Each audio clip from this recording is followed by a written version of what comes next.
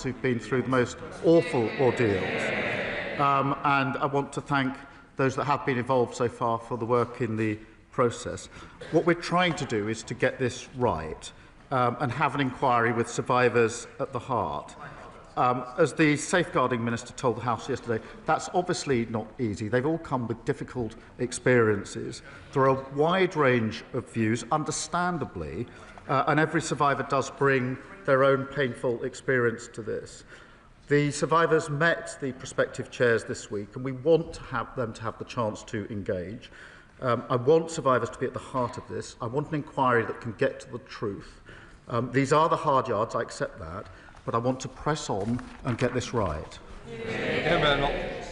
Mr. Speaker, he says that he wants survivors to be at the heart of this, but in his first PMQs this year, he said we did not need a national inquiry. And when he did, all of these MPs cheered. They were nodding their heads, including the Safeguarding Minister. They voted against the national inquiry 3 times. Yes, they did. Yes, they did. They voted against the national inquiry. They voted against the national inquiry 3 times, so the victims don't believe them. They can say no as much as they like. It is on the record. They don't like it, but it's true. Now, one of the victims has quit. Contrary to what the Prime Minister's just said and what the Home Secretary wrote this morning, they believe that the inquiry will downplay the racial and religious motivations behind their abuse. Aren't the victims right when they call it a cover-up? Prime Minister. Well, let me reassure the victims and the House that the scope of the inquiry will not be diluted, and we won't shy away from cultural or religious issues. And, Mr. Speaker, it was me that commissioned Baroness Casey in the first place, who gave me her recommendation in relation to a national inquiry, and we have, in the 4 months since then, finalised the panel and trying to get the leadership of this inquiry right, with survivors at the heart. Mr. Speaker, in that period, we have also reopened 1,200 historic closed cases. I have long argued, Mr. Speaker, that the criminal route where it can be pursued is the right route for perpetrators. We've introduced mandatory reporting of child sex abuse. I happen to think that is a vital safeguard. I've been campaigning for that for over a decade. I asked the last government to introduce it, and that fell on deaf ears. And that mandatory reporting of child sex abuse is something each and every one of them voted against earlier this year. And we've given victims and survivors the power to seek an independent review of their cases. But, Mr. Speaker, in relation to this inquiry, I want to go as fast as we can to get the justice that is deserved. I want to ensure survivors are involved in that, and we're balancing the two to get this right, and I'll continue to do so. Mr. Speaker, he's talking about mandatory reporting. I will remind him what Fiona asked. What is the point if the victims aren't going to be believed? What would be the point of mandatory reporting? All of this is happening now. All he's saying is because 4 of those victims resigned from the survivors panel. If they hadn't done that, they would have continued with the watering down, which we all know that they were carrying out. So, yes, the victims are right to be worried. He also talked about looking for a chair. It has been 10 months since we first called for a national inquiry. 10 months. It is shocking that they still do not have a chair. One of the final 2 candidates, Mr. Speaker, has pulled out, leaving a former police officer that the victims don't want. What they do want is a judge. They deserve a judge. So, Mr. Speaker, we are talking now. We are talking about the industrial-scale rape of women and girls. Unlike most of the inquiries going on, why is it that this inquiry doesn't deserve a judge? Prime Minister. Can I answer that? It's a serious point, Mr. Speaker, because whether it should be judge-led was looked at by Louise Casey, and she decided against that for a reason, and her reasons were twofold. I'll spell them out. The first was the speed with which we could do this, and it would have been... They asked the question, and the first was the speed with which we could do this. The second is really important, and that is that at the same time as the inquiry, I was absolutely determined that criminal investigations would go on at the same time. One of the problems that judge-led inquiries run into, I've seen and experienced this myself, is that they're often held back until the end of the criminal investigations. And I was determined that we'd be able to run the two together. And it's because of that, Mr. Speaker, that we've been able to reopen 1,200 historic cases at the same time.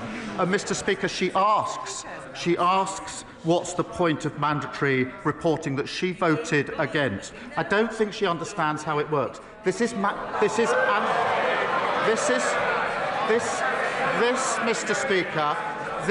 Speaker, is mandatory reporting of those that have had allegations made to them, and there's clear enough evidence they've then not passed that on. That is a fundamental problem in the system. That is why we've changed the law. They should hang their heads in shame for having voted against that vital protection. What he should hang his head in shame in is calling this a far-right bandwagon when we first raised this issue. The deputy leader, the future deputy leader, we all know who's going to win, called this a dog whistle. What we need to think about right now, Mr. Speaker, is the victims. It is the survivors. I spoke to one of them yesterday. Let's remember, these are victims who waived their anonymity, an incredibly difficult thing to do.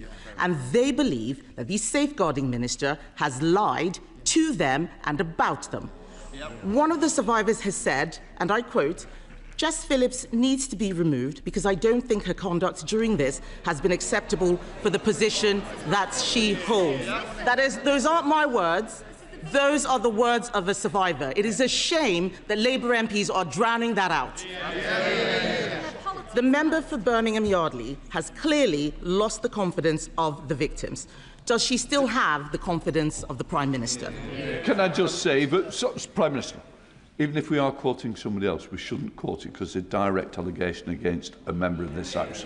So I'm sure that that's not what was intended, Prime Minister.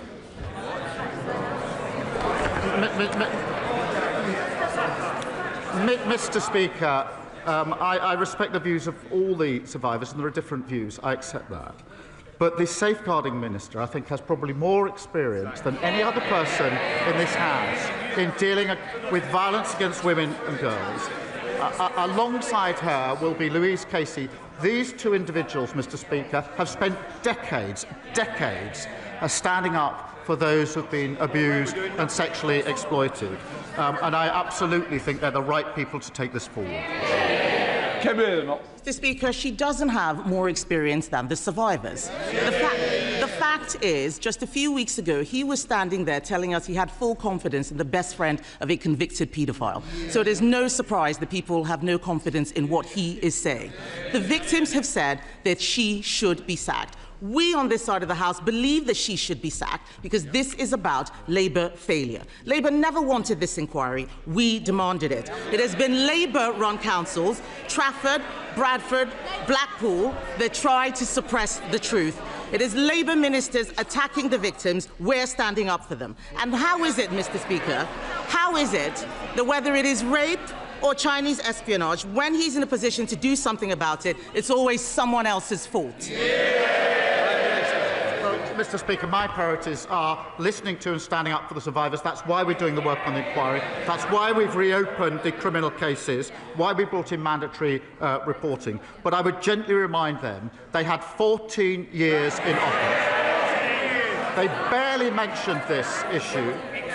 And where there were inquiries, they failed to act on them. We have done more in the time we've been in office than they did in 14 long years. Thank you very much, Mr. Speaker.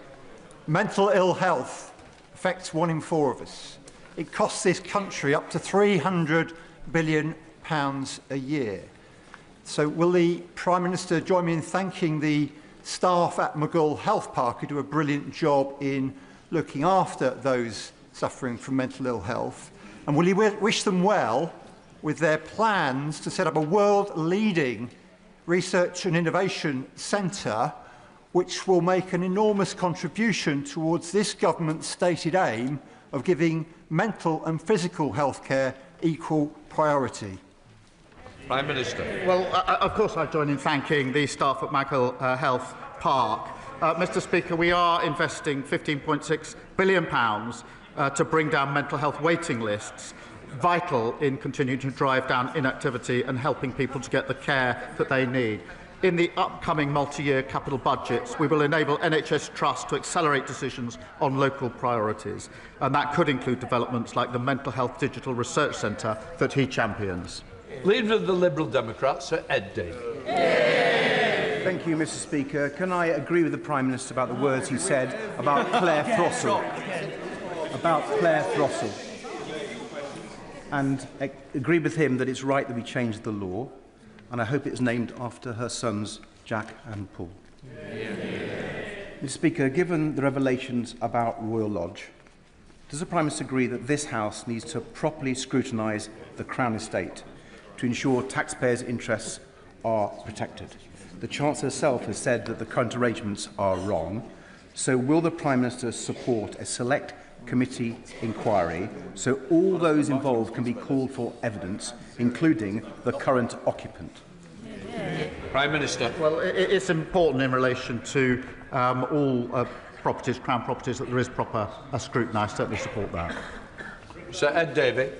Well, Mr. Speaker, I hope the House can look at this properly and all people can be summoned to the relevant committee. But turning to the economy now, Mr. Speaker, I know members opposite are relieved. They are finally allowed to say the Conservatives' Brexit deal is a disaster. But, Mr. Speaker, that can't just be a political ruse to attack the honourable member for Clacton, however much he deserves it. Or even worse, Mr. Speaker, or even worse, Mr. Speaker, given we still have the highest inflation in the G7, it mustn't be a smokescreen to raise taxes on ordinary people. Mr. Speaker, it must be a call to action. So will the Prime Minister act now to repair the Brexit damage by negotiating a new UK-EU customs union to boost Britain's trade and grow our economy? No, I don't think that's the way forward. What we've done is to have a much closer relationship with the EU, recognising the damage done by the flawed Brexit deal that the party opposite negotiated. We've also struck deals with India and with the US, record investment into this country, and the fastest growing economy in the G7 in the first half of this year. Daniel Francis. Thank you, Mr. Speaker. This summer, I visited every road across the Bexley and Crayford constituency to reporting potholes to ensure the £895,000 given by this Labour government to the Conservative Control Council in the London Borough of Bexley is spent. However, the Conservative Cabinet member responsible for roads on the council wrote to our local newspaper asking that I stop reporting potholes because it was causing work for the council. Will the Prime Minister join with me in urging my Conservative council to get on and spend that money to make roads like May Place Road East safe to drive on? So this is a local Conservative council telling him not to point out potholes in case they have to fill them. That's outrageous, just like the record of the last 14 years. Mr. Speaker, we know how problematic, dangerous and costly potholes are to drivers. That's why we've delivered record investment to maintain our roads and fix potholes. That's £1.6 billion, Mr. Speaker. That money's been given to councils, but it comes with strings. So my message to reinforce this is clear to the council. Use the money, fix the roads, show how you're carrying out repairs, or lose the money because it's councils who get on with the job of fixing our roads. And I'll make sure the Road Minister follows up with him. Ellie Jones. Given that the TUC has calculated that the wealthiest 10% of households in the UK hold more wealth than everyone else in the country put together, does the Prime Minister agree with me that it is inequality, not immigration, that is a threat to our country? Well, Prime Minister. Mr. Speaker, we need to deal both with the levels of immigration and with inequality, and that's what this government is doing. And as we get on with trying to boost our economy, can I gently point out that if we want more equality, if we want our economy to be stronger, their party needs to start voting for some of the measures that will make it necessary. Michelle Walsh. Thank you, Mr. Speaker. In March 2022, I gave birth to my son by emergency C-section. Both my son and my life put at risk by a failing maternity service. In Nottinghamshire, we know failing maternity services far too well, with harm caused to mothers, babies and fathers. Over 2,400 families involved in the Donna Ockington inquiry. So does the Prime Minister agree with me that grief must be the engine of change, and where previous governments has failed, it is imperative that this government transforms maternity services so that every birth is an informed birth and every birth is a safe birth? Prime Minister. Can I extend my gratitude to my honourable friend and for all of those who spoke for their powerful and moving stories in the baby loss debate, I think, on Monday, Mr. Speaker. And I can assure her, I was actually at the Pride of Britain Awards on Monday night, and very many people came forward to me having heard some of the speeches from this House, particularly the personal testimonies. And so those stories really did have power in making the argument. We do need to fix what needs fixing, so we'll fix the maternity services, improve safety and make sure every mother is heard and gets high-quality care, Mr. Speaker. Mr. Speaker, my constituents have so many questions they'd like to ask the Prime Minister, but I'll settle for one today. Can the Prime Minister define when grey belt is really grey? Prime Minister. Well, Mr. Speaker, let me give a simple example. We had an example of green belt, which was in fact a car park where building didn't take place, a non-green belt, which was an open playing field where building did take place. That doesn't make sense to me, and that's why we've got the policy we have. Thank you, Mr. Speaker. 12-year-old Millie Blair from Oundle, who joins us today in the gallery along with her mum Gemma, her sister Jessica and her dad Gordon. On Millie's 11th birthday, she was diagnosed with a rare bone cancer, which led to her leg being amputated. Millie attends Prince William School but cannot access the lower playing field because the slope is too steep. Her parents, the school and I have asked the East Midlands Academy Trust to put in a ramp. They've refused, claiming they are not subject to certain parts of the Equalities Act. Would the Prime Minister agree with me that the Trust has an absolute moral obligation to make these adjustments so that Millie can have full access to all of the school so she can play and thrive with all of her friends? Prime Minister. Can I just welcome Millie to the gallery? She's looking down. I appreciate the members opposite can't see it, but she's smiling down with the courage and positivity that I know is everything to her, and we absolutely salute that, and we're humbled by it. In relation to the decision, Mr. Speaker, I really do find it hard to understand how a school trust could make a decision like that in relation to the ramp. And rather than, as it were, berate them from here, I would just implore them on behalf of, I think, everybody here, and Millie in particular, to just look again and please, I hope with the endorsement of the whole House, to reconsider that decision, put that ramp in and match the positivity and the courage that Millie has shown all of us. And I thank the honourable friend for raising this campaign. Will Foster. Thank you, Mr. Speaker. The Times has reported that local elections across the country will be delayed for a second year in a row. The leader of my local authority, Surrey County Council, has had to go on record to say that he hasn't called for elections to be cancelled, but other Conservatives clearly have. Mr. Speaker, can the Prime Minister give me a cast-iron guarantee that my constituents in Woking and others across the country will not lose their democratic right to vote? Prime Minister. Well, I thank him for his question, and he knows we inherited a situation where local councils were underfunded and millions were wasted on duplication. By reforming the system, which is what we're doing, we will save money and reinvest it in improved public services. In Surrey, just in response to his question, we expect the elections to be in the new unitary councils, and we'll be setting out the planned timetable very shortly. Alan Strickland. Thank you, Mr. Speaker. Central to growing our economy is delivering major events that drive footfall and investment. So does the Prime Minister share my disappointment that since Reform took over the running of Durham County Council, they've slashed funding for Durham Pride, which brings in 20,000 people a year? So they can't cope with accountability, Mr. Speaker.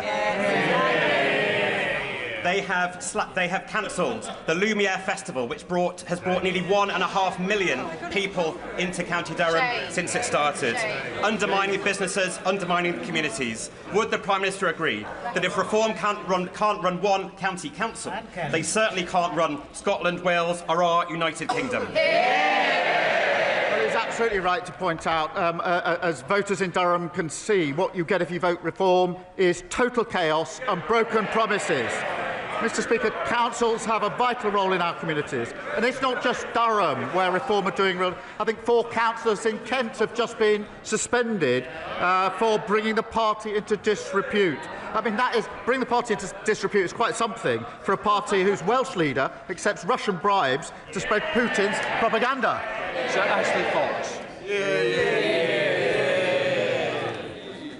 Mr. Speaker, Western Hospice Care provides an invaluable service for my constituents with a terminal illness. The hospice now faces an increased bill for national insurance charges of £139,000 a year as a result of the Chancellor's jobs tax.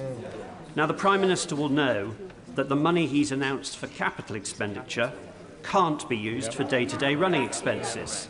He will know that the money he's announced for children's hospices won't benefit Western Hospice Care. So what help can he offer Western Hospice Care as they struggle under the tax burden imposed by his government? Prime Minister. Mr. Speaker, we're putting in the support that we can for hospices, and of course the money that we've put aside at the budget for the NHS is absolutely crucial in relation to that. The NHS was underfunded for 14 long years. We've now put the funding in to allow the NHS to do the work that it needs. Julie Bibb. Mr. Speaker, December will mark the 10th anniversary of the Storm Desmond floods that devastated my Carlisle constituency and forced thousands of people from their homes. Despite promising us new flood defences, previous Conservative governments left them unfinished. With climate-related rainfalls forecast to increase in the North West over the next decade, does the Prime Minister agree with me that the climate change sceptic policies peddled by some of the parties opposite are both reckless and dangerous? And will he assure the people of Carlisle that this Labour government will defend our great border city?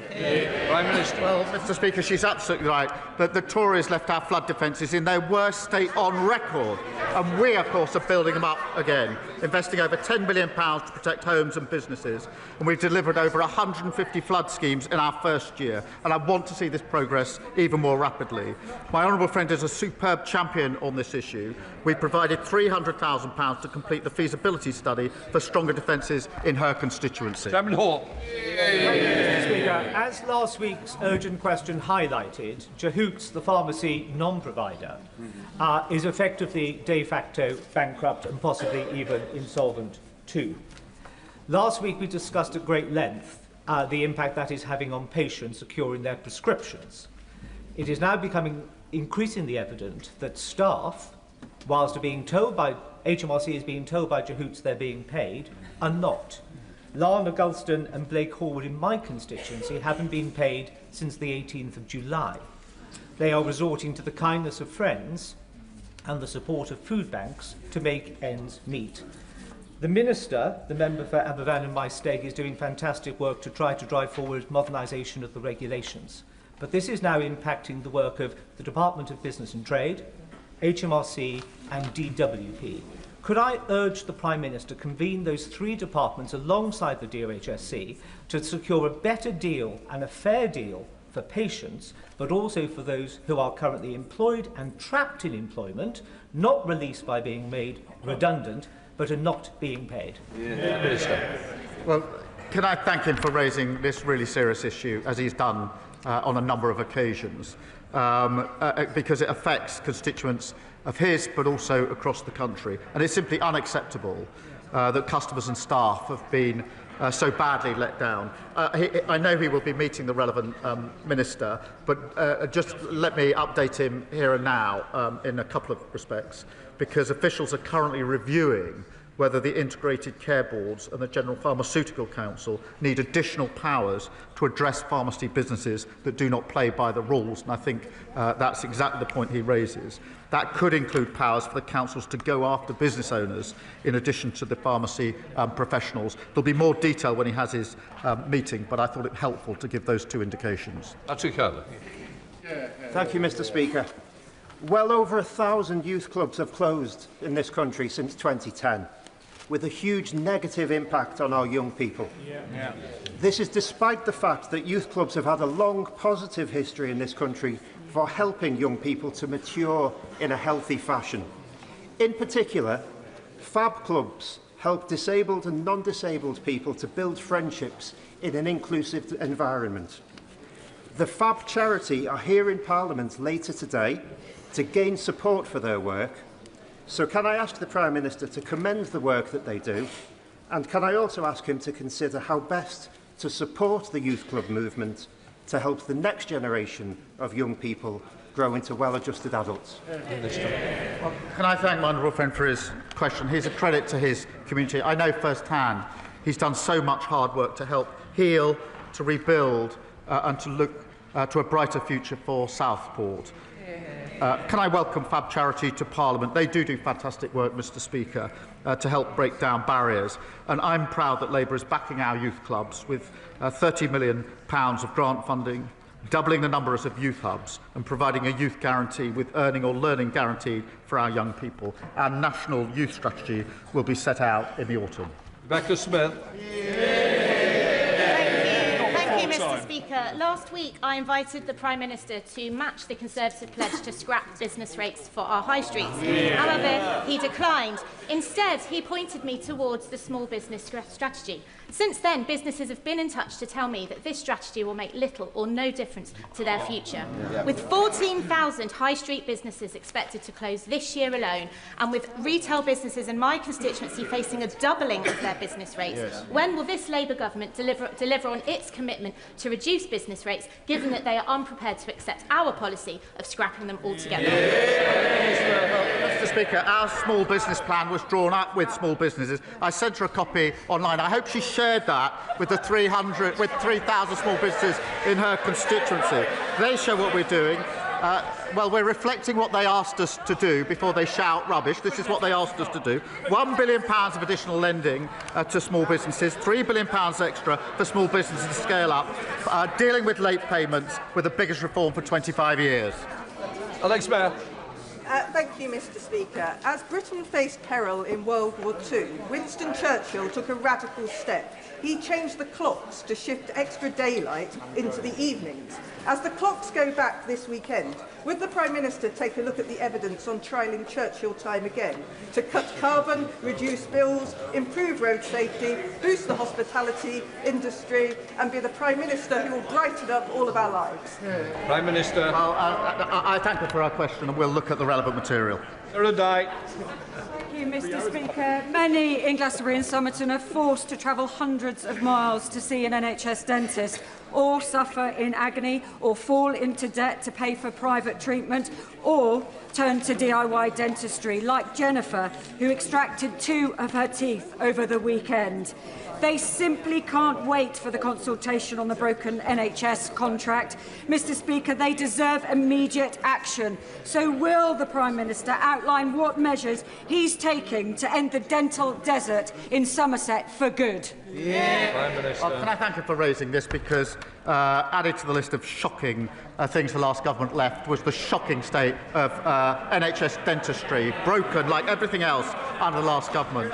In relation to her question, we are rolling out extra urgent care appointments. In Somerset, Integrated Care Board is expected to deliver over 13,000 extra dental appointments this year, and I'll give her more details in due course. We're also reforming the dental contract, which will shift focus onto retaining NHS dentists. Final question now, Pete Tuffle. Thank you, Mr. Speaker. Ahmed Al-Ibrahim was only 16 years old when he was fatally stabbed in Huddersfield. His life was cruelly taken away in what the police described as an unprovoked and motiveless attack. On a visit to Netherhall Learning Campus in my constituency last week, I know how important this issue is for young people. So will the Prime Minister commit to redoubling efforts to tackle serious violence and knife crime through more visible policing, stronger prevention and investment in youth services? Prime Minister. Can I thank her for raising this devastating case? And my thoughts, I'm sure those of the whole House, are with the family and friends. Through our crime and policing bill, we're increasing penalties for the illegal sale of knives and giving police new powers to seize knives likely to be used for violence or cause harm. We've also launched a coalition to tackle knife crime, to bring together campaigners and community leaders to tackle the root causes of knife crime and help protect the next generation. From benches, change over.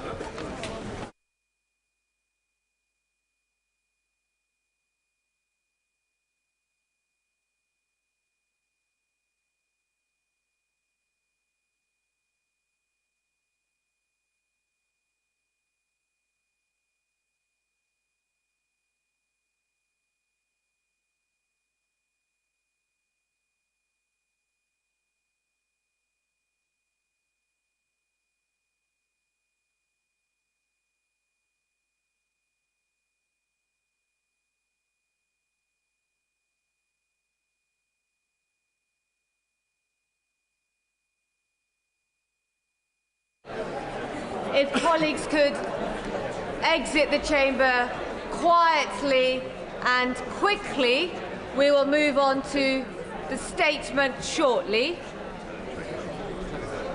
Quietly and quickly.